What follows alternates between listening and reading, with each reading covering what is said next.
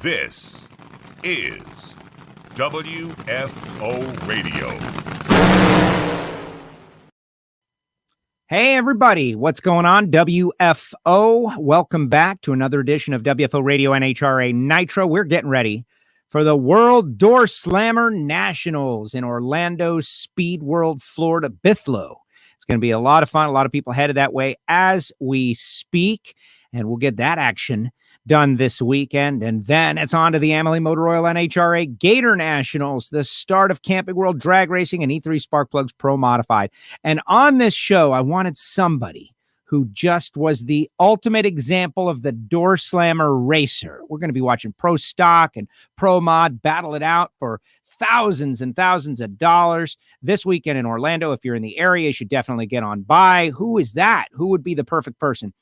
Rickie Smith going to be on the show, and he is just ready to go. So seconds from now, we'll hear from Rickie, talk about his career, the season, the championships, all of it, and maybe he'll even answer a question or two of yours. Right now, though, I want to thank the people who make it possible for me to do this. Total Seal Piston Rings, for instance, saw that Total Seal truck head on out a couple of days ago. They're headed to Florida. TotalSeal.com, the leader in ring seal technology, did a interview this morning for Hidden Horsepower with Tony Bischoff. Super exciting. Lots of great knowledge on the Hidden Horsepower podcast. Check them out, TotalSeal.com. Also, samtech.edu, the School of Automotive Machinists and Technology. They make it possible for me to do this podcast, and I really appreciate them. Check them out, samtech.edu. My good buddy, Marvin Rodak, rodakscoffeeandgrills.com. Hot sauces and spice rubs. And if you love coffee, this is the best from around the world, and it's fresh, and it's not vacuum-packed, and it's not... Call Marvin, 817-924-6821. That's Marvin Rodak. And, of course, Frank Hawley's Drag Racing School, the Dragster Adventure, March 19th. If you're going to hang in Florida, you might as well go drive the Dragster Adventure. Our great friends at Nitrofish, they do our gear, and we got a lot of great stuff going on. But right now, it is time to dive in with the 11-time Doorslammer champion, Mr. Rickie Smith. Rickie, WFO, how are you? Good, Joe. How you doing? I'm great. I'm so excited. It's been such a long break. I love the internet stuff, the social stuff, the videos, but I want to see some racing, and we're about to get some. How about you? How's it going? That's right. I'm ready to get out of this cold weather, and the older you get, the colder that weather, it just tightens up all your joints and the body, and I'll be glad to get out here and get to swinging a little bit and get in some warm weather, kind of loosen up. Well, exactly. And you're going to get into reasonably warm weather. I was looking at some of the weather, and it's might be in the 60s, Rickie. Can you handle 60s? I'd love to see 60s. Actually, Joe, yesterday it was 62 here, and today I think it was 59. But, Friday is going back to 42, so we won't have it long. Hey, so, Groundhog said 6 more weeks, no big deal. Springtime is coming. Summer is coming. Drag racing is coming. And so this is a challenging interview. You've been on WFO Radio podcast, I don't know, many, many times, maybe 20 times, like a lot, with all the winning you've done in E3 Spark Plugs Pro Mod, and you've been very fun and gracious to come on and tell stories. But this is the first time you've been on with the live video stream. So in many ways, I feel obligated to kind of cover some things we've covered in the past, your career and all. And the idea that we can look at photos of what you got going with the car for this year, to me, that's super exciting. And let's start from the top. Tell us about SoCal Digital. They're on board with you. You'll be running a Nitrous car. We're going to talk about why. Also Capital Chevrolet, which is Mr. H. But tell us about the deal and who's backing you in 21. Well, SoCal is a digital advertising company, which is a major company that does a lot of GM, Ford, Chrysler, a lot of automotive type dealerships. That all come through through Junior Michael, which was on my car back through the 80s when I'd done all the Pro Stock winning. I had Parkway Ford on all my cars back in. So he's kind of a big Ford man, but he also owns Chevrolet. Between him and his brother, I think they own about 17, 18, 19 dealerships, Jeep, Chevrolet, Ford. So this kind of come through with him. Me and him were just talking back before Thanksgiving. He said, what are you going to do next year? I said, Joe, I don't know. I said, Junior, I don't know. I said, all this COVID thing going on, I don't even know who to call. and we talked a little bit. He said, man, I want to see you stay out there. He said, I think I can put something together for you. He said, I know this guy, Mark Salkow, and he likes racing. And the next thing I know, about 2 days later, he called me back. He said, man, I've got something put together for you. He said, You've got we mail. want to see you stay out there. So that's how the SoCal thing come. And naturally, Junior owns part of, or maybe most of Capital Chevrolet down in Wake Forest, down next to Raleigh. So that's that's the reason they're involved. So they're kind of splitting it 50-50. And naturally, I got Mark Stockstead still on board, Steve Vick, Tyler Wilson, the boss you see on my car. That's a guy from down in Texas. I've been knowing him a long time, Richard Bell. So it takes several sponsors to do this. And man, I never thought I was going to be able to stay out here again this year. Well, it's amazing. Of course, I confused Capital Chevrolet and City Chevrolet, both in the South, but now we got it right. My apologies to those guys. But it's funny how you've got these like individuals with businesses that want to see you race. I think that shows how you've affected so many people over the years. Like a lot of people will go to a business that they don't know and they'll hit them up for sponsorship and try to get the business attention. And that works with drag racing. But in your case, it's more like people who love you with businesses want to help you and be on the side of your car because they know you're going to go rounds. You know that you're going to win races. It's not a question of that. It's about let's keep Rickie out there, which is what you just said. I think that speaks volumes about what you've done. Yeah, I mean that's what makes it. That's what I told my wife when Junie stepped up and done this with me, Joe. I mean, I told her, I said, that's just because of a relationship back in the 80s that was all great. We've stayed in contact. I've bought cars from him all through my career, and this is just something that people need to understand. Naturally, when you're out here 46 years, you're gonna have a lot of sponsors. Okay, you're not gonna keep the same sponsor all the time. So I've had several different major sponsors from Ford, Motorcraft, GM, a lot of that stuff. But all them sponsors I've had, there's never been a bad taste, when we leave. So that's what this is about right here. A sponsor that was 30 years ago jumped back on board and wants to see me stay out here. So it's pretty awesome for that to happen. It gives you some pride for sure. Absolutely. All right. So 11 championships over the years. I want to ask you about some of them and kind of take a mini walk down memory lane on this edition. But let's clear up, your background in the Nitrous car. There were all kinds of stories, and those were true stories. You went kind of on a journey, and you've never been shy to try to think about something new. Like you threatened the turbo car for a long time, and then you kind of ended up back with the Nitrous because it's your comfort zone, but you worked with Steve Petty and those guys for a while. You were going to do a Pro Charger deal, but then that, I don't know why, but that did not work out, and you're back with the Nitrous. Can you give us some insight into how you got back to running the Nitrous, the old comfortable shoe, if you will? Well, the Pro Charger deal is still on. Okay. It's not dead. I just kind of slowed up there for a minute because I had to get rid of some stuff. I'm not no millionaire, so I had to kind of figure out how I was going to do this. I have to be kind of smart the way I spend my money. And but it's back on. Richard Freeman with Elite is doing the engines. Justin Elks will help me get started. Bickel's building the car. The car is actually on the body table right now. What we're shooting for is to have the car. It's going to be really tight to have it by Charlotte in May, but it'll definitely be done by the end of May. So we'll have it after Charlotte, if not by Charlotte. So no, the Pro Charger is still on. That's just something that I got to run. I mean, they're just letting them cars just run stupid fast, out there right now with the rules. And I'm sure they'll make a rule change, but I figured they'd make a rule change this winter, and I know everybody did. I don't care who it is. Anybody that's a true racer knew after last year, because I've heard it on a lot of different interviews, from just they can't believe it. They ain't made a rule change yet. So, all right, they ain't done it, and that's okay. I'm just tired of arguing with the NHRA. I'm gonna do what I got to do. They got to do what they got to do. So, a lot of the big money races, Joe, you see run out, that Pro Charger can go be competitive. Okay, if they want to step that thing up and tell them they can run a little faster, they can. you bring a nitrous car and you tell me you go pick up 400 or 500s, I can't. So the way I look at it, if I'm going to survive out here a little bit longer, I might as well build a Pro Charger and go that route. The reason I didn't go the blower's pretty bad too, especially when you put that screw blower on it. Todd Tetero's definitely shown that here the last month. But it's hard to find the right roots blower to run NHRA. You only got a couple people that makes a good blower, and they're already booked up for the blowers, so you can't get them.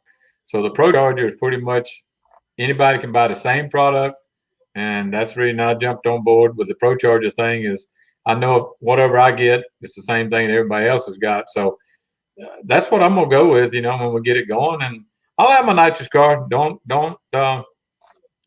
It'd be hard to get rid of it, with all the success I've had with it. It'll be sitting there, but for me to try to stay competitive and keep a sponsor, I've got to make a move. And I hate it because my love is a nitrous car and pro stock. That's the way I was raised. So it's a pretty bad deal at 67 years old to go have to change how you tune, because it takes a lot of knowledge and a lot of time to get on top. And it took me a long time to get this nitrous car where it's at.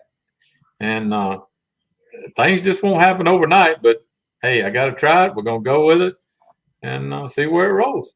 Well, I like it. And I like to think that maybe those switching and the changes and all is what keeps you, like, having to get back on top is what keeps you fresh. Right. You've been able to overcome that obstacle. But yes, people want to see the nitrous cars. People want to see the purge. They love the sound at 900 cubic inches. And there's always got to be a place for that. And it's not like last year was a bad season for you. You won the Gator Nationals and you tuned the final, like your two drivers, Jonathan Gray and Bo, both were in the final round of the U.S. Nationals. So when you look back at 2020 racing wise, I would imagine you look back as, the world had a bad year, but Tricky Rickie had a pretty good year. I didn't have a bad year, Joe. It ended up 2 weeks. Here we are, had 2.5, 3 months layoff. When we got to Gainesville, they put us off with COVID. Everything's good. Raced a couple times around local. 2 weeks before that, I went down my back. I blew a disc out again. So I got to go have surgery. Well, that's three. Bo got in the car and he drove a couple times. So I missed the first two races. And then I think it might have been the first race I come back, or the second. It was Gainesville, and I come right back in and won a race. And that keeps the old man fired up a little bit.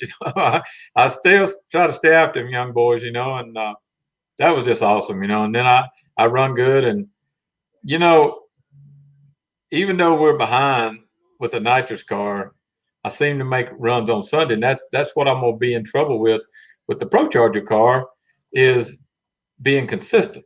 Because that was the problem with the nitrous car. I was just consistent. I wasn't fast, but I was consistent on Sunday, and that's what won me and Jonathan, races and rounds. So right now with the Pro Charger car, I don't know how consistent I'll be. We'll just go at it and see where it's at. But what people don't realize, if you take Bo's, I hadn't said nothing about it much, but you take Bo, he drove 2 races for me. Lost first round at one, won 3 rounds at the next one. So 2 races, he won 3 rounds. I got to believe out of 2 races, I would have won 3 rounds. Maybe not 3 at one race, maybe 2 at one race, 1 at another, whatever. But I got to believe I always have. Out of 2 races, I would have won 3 rounds of racing last year, the first of the season. Yeah, I think so. If you put those points together, if you put Bo's points on my points going into Vegas, the last race of the year, you take Bo's points and put them on mine, I was leading the points, I think, by 5 points. What? Oh, my goodness. First of all, go back and look at that. A lot of people don't realize that, if that just shows where I was at, if I would have got to run the first 2 races and just won 3 rounds. But if I would have done 2 races and got by 3 rounds going into Vegas, I would have been leading the points. See, I love it. This guy's won 11 championships, and he's thinking about, man. But how is your back now, though? Like, I understand you got health issues. You're a little bit older, and this is not an easy sport. There's a lot of physically demanding work. These parts, as light as they are now, they're still heavy. Right. Joe, I was athlete of the year my senior year. I played football really hard. Got knocked unconscious one game. Don't even remember it. I've wrecked 3 cars, total lost them. I've had some other pretty good wrecks. Okay, I broke my leg at Bristol, hit the wall down there. So I've had some pretty good wrecks, I guess. And my old back, probably that's showing up now. I don't know, but the doc tells me that basically I'm one of them persons. As the older I get, I'm getting degenerated disc in my back. So, this may be what tells me to retire. I don't know yet this year, but the biggest thing is he tells me is, mainly if I blow a disc out, let's say driving a car or whatever, because I don't know when they've happened. That's the problem. All these discs that has happened has always been around the house, around here or there, or riding down the road. I mean, it just didn't happen when I had a wreck. So I don't know for sure where it's all happening at, and they don't either. So, but they tell me just basically, if I blow another disc out, it's not going to make me wreck or be danger to somebody else beside of me. It's just the doc looked at me and he looked at me. He kind of looked at me and chuckled. He said, "You're just going to come back down here and I got to fix you again."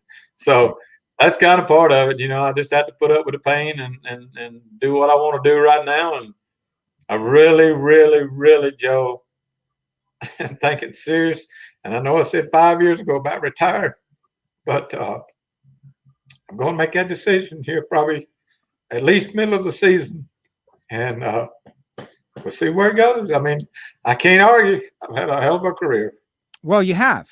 And thinking about how long you've done it and you want to keep doing it, and it's fun, right? It's not like going and breaking rocks or laying down railroad. Like you love it. You love this, but I think, and for, who am I to tell you anything, but there's always going to be a place for Tricky Ricky at the drag strip one way or another, either offering advice or helping tune someone else, or there's going to be a whole new world. But I also know you want to go down the racetrack and the car is fast and fun. Like that's why you do it all. The competition, the fast and the fun. That's where it's all at. That's why everybody does this for the most part. If I hadn't been so successful, Joe, it probably wouldn't be hard to give up the steering wheel.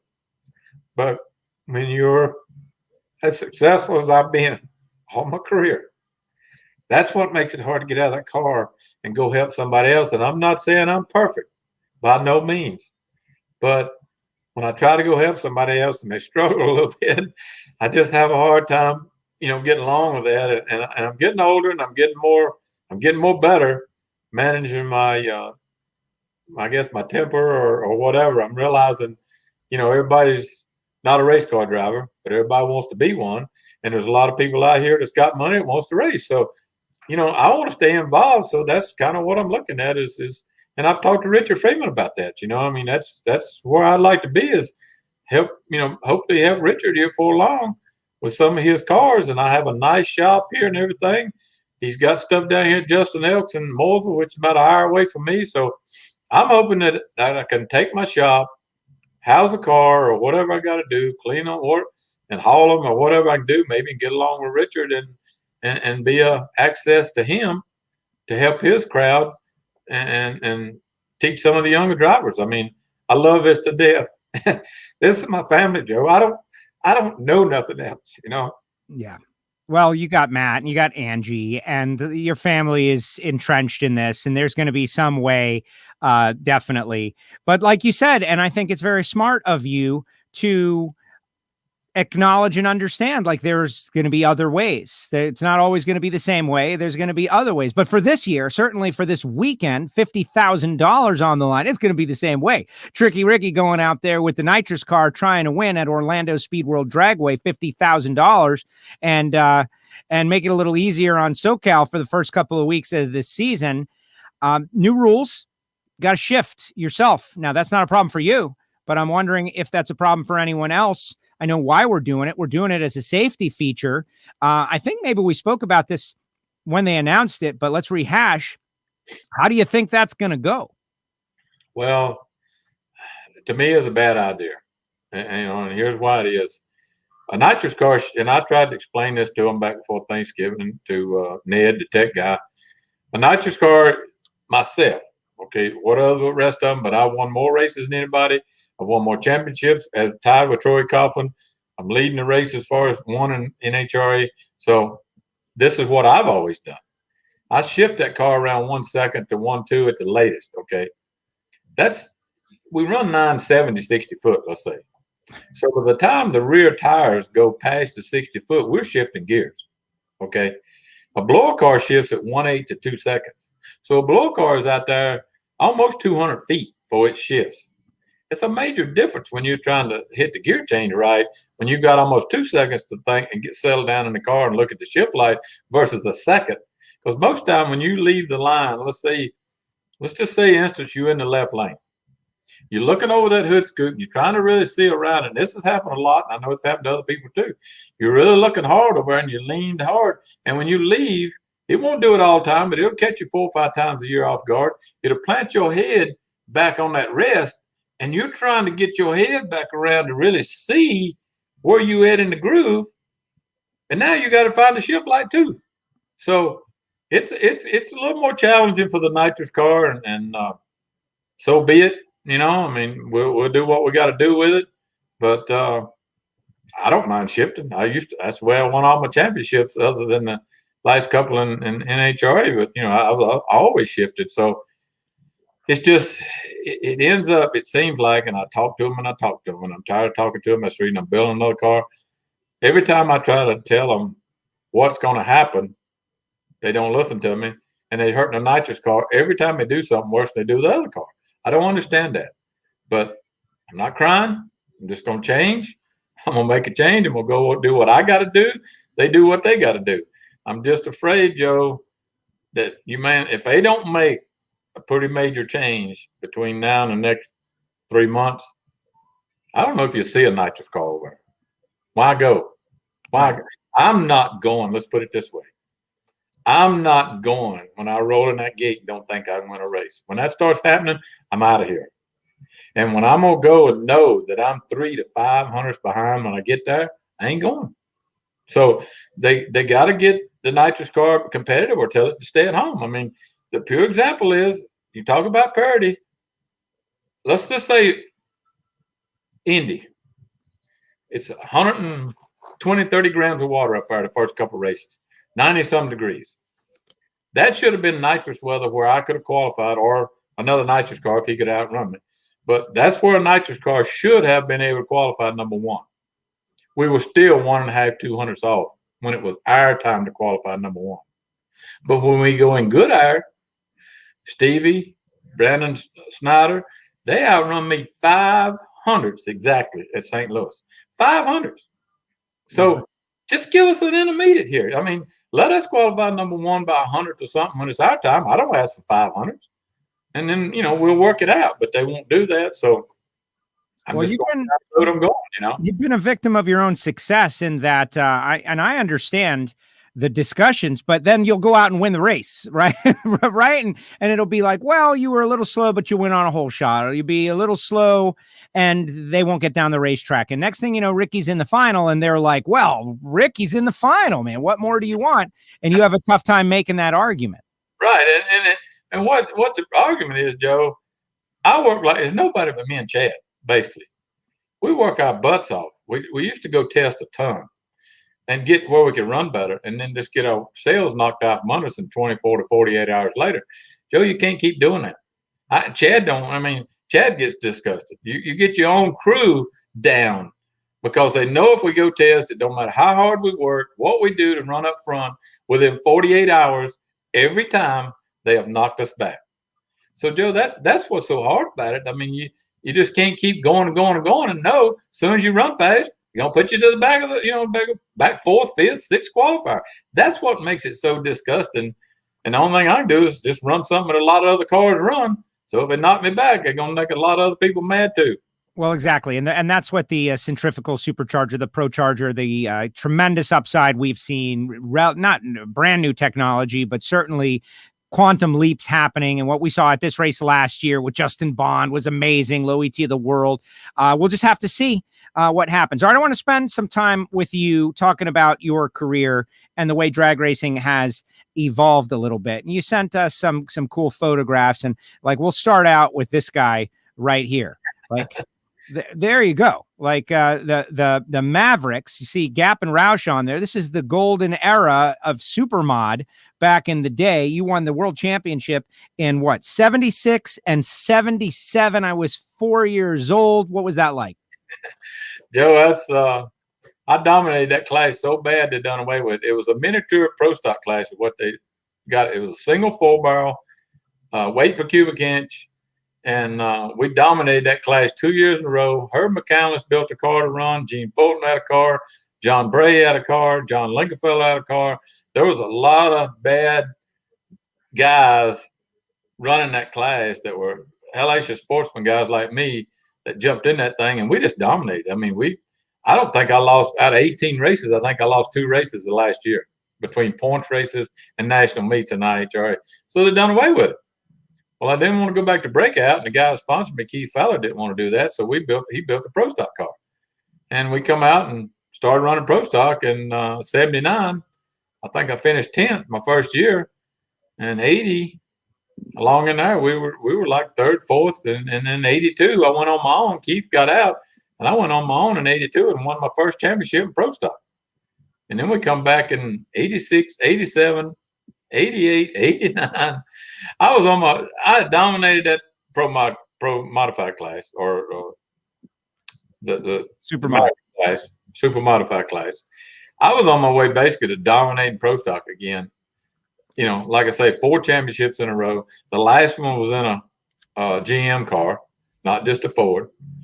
And you're proud of that cross manufacturer. You're not just a Ford guy. You're cross manufacturer. I like it. I hear it. And we went, got with the STP, and they wanted me to run NHRA. And I just didn't have, I went in way too cheap. I know what Glidden was getting at the time, and I know what I got in Warren. I don't know for sure what Warren was getting, but Glidden was getting almost 3 times the money I got when I got my STP deal. Well, you're not going to go over and outrun Bob Glidden and Warren Johnson with half the money they got. There's some people you can go and they can spend 3 times the money you got, and you can go outrun them.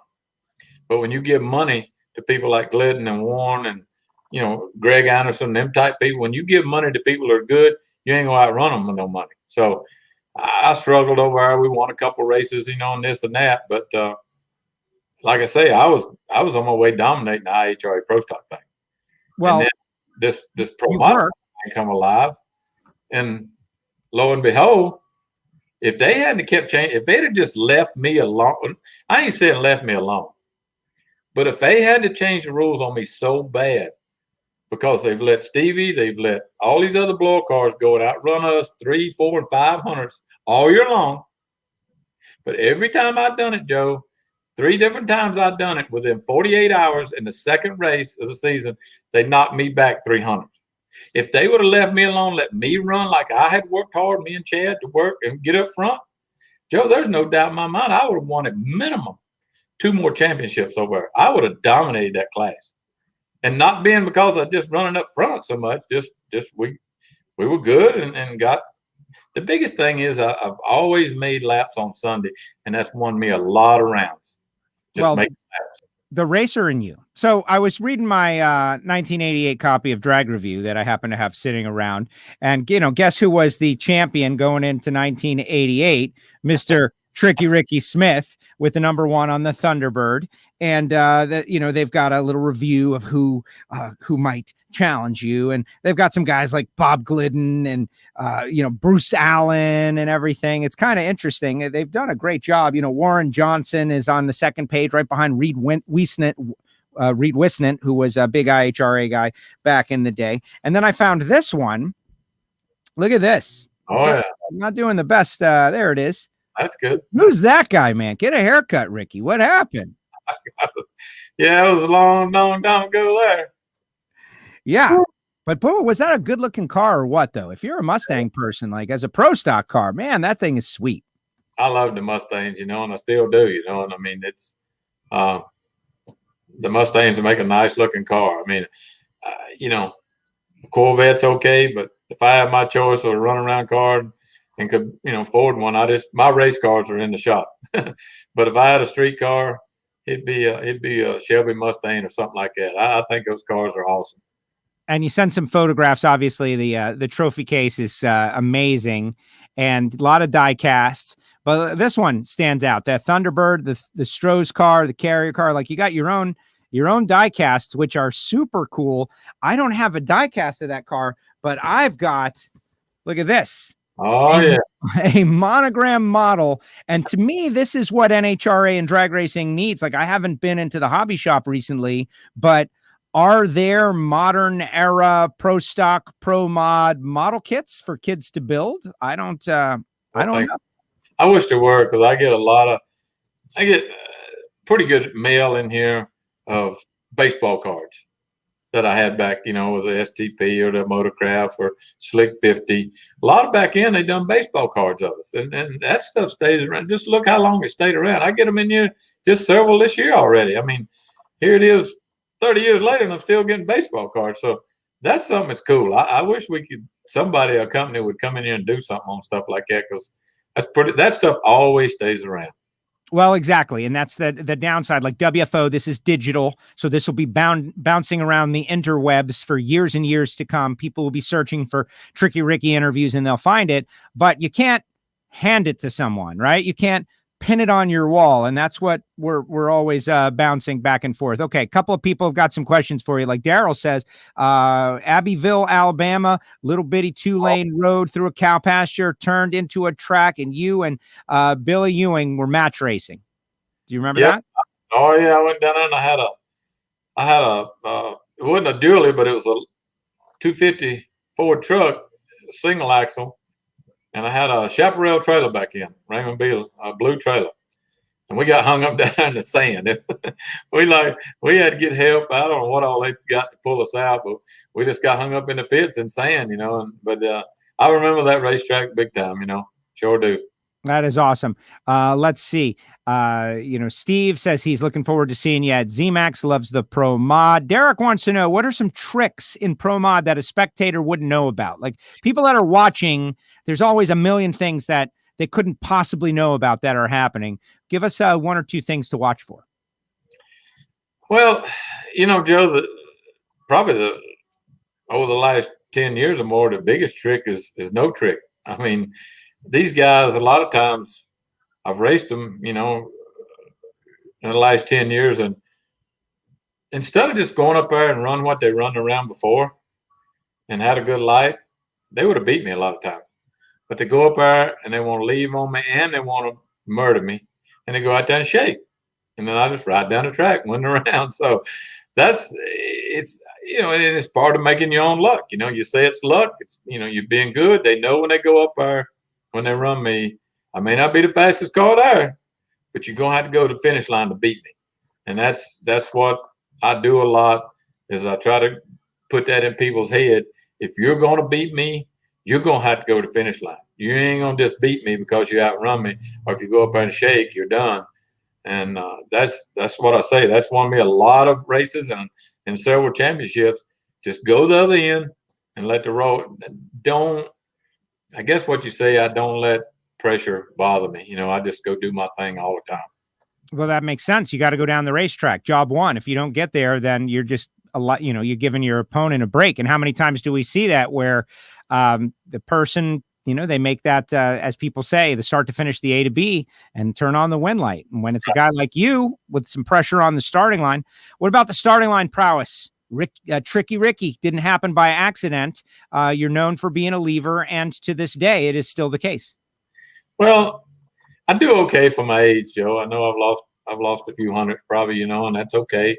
What a lot of people don't realize, I think, when I was 30 years old, 40 years old, it didn't bother me too bad. But when you start getting in these 60s, and people will realize this when they start getting there, some of these racers, but you just don't have the stamina, that you used to have.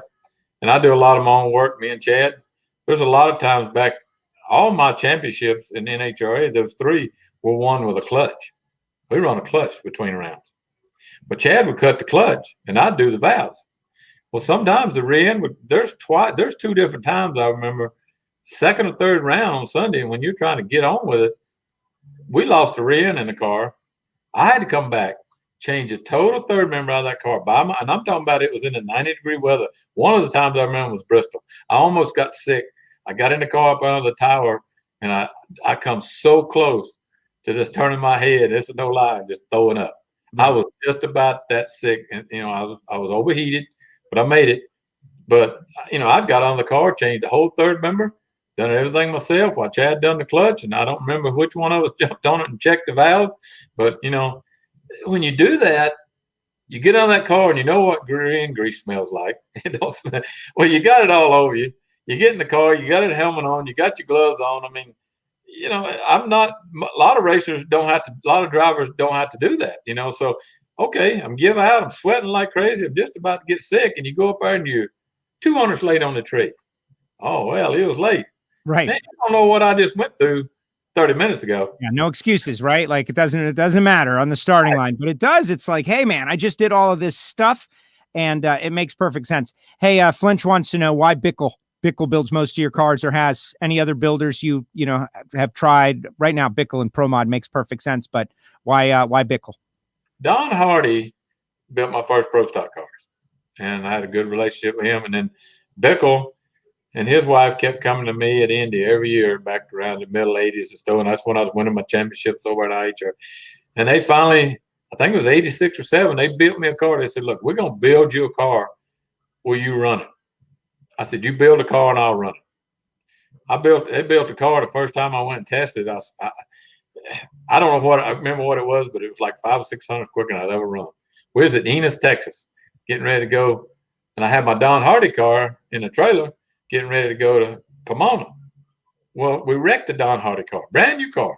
I wrecked it out there, got in that middle of the groove at Enos before when everybody was wrecking, got loose, hit the wall. So I drug my Bickel car out, made a couple of hits with a big motor in it. That thing flew. So we took the Don Hardy car by Don Hardy's on the way, put the 500-inch motor in the Bickel car, went to Pomona and run really good. And from that point on, I've been in the Bickel car. We had a little disagreement, I think, somewhere, I don't know, maybe late 90s or something, but for about 2 years. And I run Haas, done my cars. Haas has built me probably 3 or 4 cars at least. And then me and Bickel got back together, and we've been together ever since. And I mean, I think I've been a good input for Bickel, and I've sold him a lot of cars, and he's been really good to me, takes care of me. But I've been just a good salesman for him up there. I mean, all this Alanabi stuff, we started going overseas, and I changed all that stuff over to Bickel cars, even the blower cars that they said he couldn't build a blower car. Oh, Bickel can't build a blower car. Well, I proved them wrong on that. I got some, they built some blower cars, and Howard Moon and all of them started flying with that stuff. So it's been great. The relationship with me and Bickel's been awesome. And Bickel's he's just a good friend, good person. He's a hell of a businessman. Well, he's got a lot of cars in the field. All right, we got just a couple of seconds to go. This gentleman, Captain Lucky, says he saw you in Bradenton and was scared to say hi. Should fans be scared to say hello to you, Rickie? No, absolutely not. What fans don't understand is just like what I said about changing that rim. It's just me and Chad, and I'm working like crazy between rounds trying to think how to go. I don't get to go sit in the lounge and figure out what I'm doing and this and that. So my mind is just constantly between rounds thinking about how I'm gonna get down, how I'm gonna win next round. So anybody around here or anybody that's ever been around me, if we get to go play golf or we get to go do this, I'm as good a person as anybody to be around. But when I roll in the racetrack, I got one thing on my mind. That's my office, and I go in there to win that race, and that's what them fans come. I want them to understand. They come in there to see me win. But if you hang around late till everything's over or something like that, because I stay at the track, I'm more than happy to sign anything or do anything with anybody there. It's just when we're in the heat of the battle between qualifying and eliminations, it's pretty hard for me to stop and do that. It's just I'm so wound up like an 8-day clock trying to focus on what's going on, and that's all it is. It ain't. I don't want any fan to ever think it. I'm not. Don't want to sign something. I do. It's just when I have to do 50% of my work between rounds. Yeah, I just have to stay at it. Makes sense. Makes sense. All right. Final question. What would it mean to win this 50K here this weekend, the World Doorslammer Nationals? Big race starts the season, followed by another big race. But West Buck Drag Illustrated, they have a vision for this, and they're executing on the vision. I'll be there announcing it. It's on Flow Racing. What would it mean to knock in that 50K in the first race? Joe, I'm sorry to say, but I'm not going to be there. It's kind of what I was talking about. It's the way the rules are. I'm just not somebody who wants to go in and run the back of the pack or middle of the pack. And till they get the rules right, I have to run NHRA because that's my sponsor stuff and some other races. I mean, I am, period. Anybody that knows me, killing me to not go racing. But it also, I have to sit back and look. I'm not going to go be a track groomer either. So when I think I'm competitive with, whatever, I'll be there. But to West Buck, to Richard Freeman, to the people at the track down there, look, I was down there last year. That's an awesome facility. I mean, man, if you love door car racing, you're crazy not to be there as a fan, But people, I just want you to realize I will be at Gainesville, and hopefully I'll be at some of these bigger money races through the year. And I'm looking forward to towards the end of the year going back down there or Bradenton when they pay that $100,000 or $50,000 down there. Then I'm gonna have something to run for them then. So I'll be back out there. It's just I won't be there this weekend. I'm sorry, but they'll get everything straightened out. They'll get these rules right where the nitrous car's okay again and stuff like that. So God bless everybody, and don't think it ain't hurting me not to be there, Joe. It's killing me. Oh my gosh, are you kidding me? I'm sure you're dying inside, and it's not. You know what? It's not over yet. You might go load up right now as soon as we're done. Nobody wants to race no more than Rickie Smith. Yeah, I know. Rickie, thank you very much. I really appreciate this. This has been great, and seeing you on the video. And I think, you've got so many fans out there. It's going to be a great year here in 21. Can't wait to just be back racing in Gainesville. Couple of weeks, going to be awesome. I wish you luck, and thank you for taking the time with us here on WFO. Joe, thank you for having me on, and I want to say thanks to all the fans out there, and let's go racing. Let's go racing. Thank you, Rickie. Appreciate it. Thank you, man. There he goes, Tricky Rickie Smith with us here on WFO Radio. Now, before the fans of Rickie and everybody checks out, I want to let you know at the top of the hour on the Total Seal Facebook page, we are going to be going live, Hidden Horsepower, just 15 minutes from now, Hidden Horsepower special live edition. Billy Godbold from Comp Cams, who is a physics master's degree, PhD physics, and also John Kazi. So John Kazi and Billy Godbold, along with Lake Speed Jr., myself, on the Total Seal page. So go there right now and like the page and be ready, because I'm going to sign off here and sign on there literally seconds from now. Now, I do want to say a shout out to the people who make it possible for me to go WFO, Total Seal Piston Rings being one of them. Hidden Horsepower, new podcasts all the time, TotalSeal.com.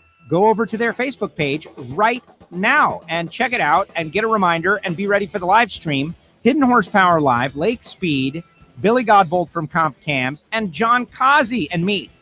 And think of the stress that puts upon me. Speaking of stress, right? Being the dumbest guy in the room. Semtech.edu, the School of Automotive Machinists and Technology. Big thanks to them. Frank Hawley's Drag Racing School, the Dragster Adventure, and Nitrofish. That's where you get your WFO radio gear. What do you think of the new swanky new shirts, right? WFO logo polos? Who's into that? You can maybe get one if you email me, joe@wforadio.com. Let's gauge the interest. Let's gauge the interest in the dry fit WFO polo world. What do you think about that? Big thanks to everybody out there. Head on over to the Total Seal page right now. Like them on Facebook. They've got a group as well, Hidden Horsepower. Thanks to Tricky Rickie. Really appreciate it. Gator Nationals next week. Really would love to see him out there at the World Doorslammer Nationals. I understand where he's coming from. That Pro Charge car, probably not that far away. The archive is also loaded if you are unable to join us on the Hidden Horsepower page, the Total Seal page. It's all a promotion for the Total Seal YouTube channel. Total Seal YouTube channel, all kinds of great stuff from the Engine Performance Expo, and that's why we're doing it. Lake Speed's this guy's got he's running 1,000,000 miles an hour at all times. Big thanks to Rickie Smith. I will be out at Orlando Speed World beginning tomorrow, and then Friday, Saturday, Sunday for the World Doorslammer Nationals. If you're anywhere in the area, you must come by. It will be fantastic, and we're going to have ourselves a great time. You are going to love it and really kick off the start of drag racing 2021. All right, we'll be back on minutes from now. Hidden Horsepower live, Total Seals page on Facebook. Thanks, Ricky.